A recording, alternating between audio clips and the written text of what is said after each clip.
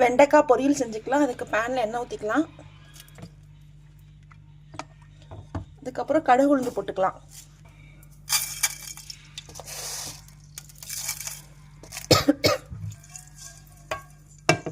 இது வெடிக்கட்டும்.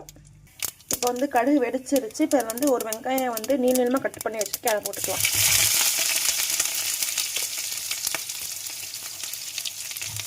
நல்லா வதங்கட்டும்.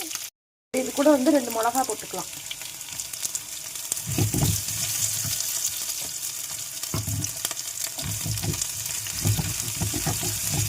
வெங்காயம் நல்லா வதங்கிடுச்சு. இப்போ இது கூட வந்து கட் பண்ணி வச்சிருக்க வெண்டைக்காய் போட்டுக்கலாம்.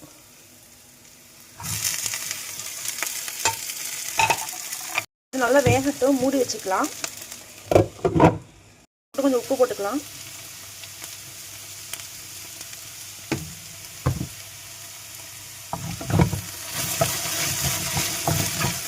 மிளகாத்தூள் போட்டுக்கலாம்.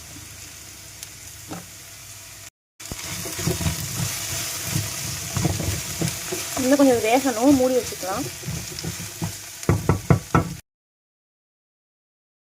வெண்டைக்காய் நல்லா வதங்கிடுச்சு. வெண்டைக்காய் ரெடி.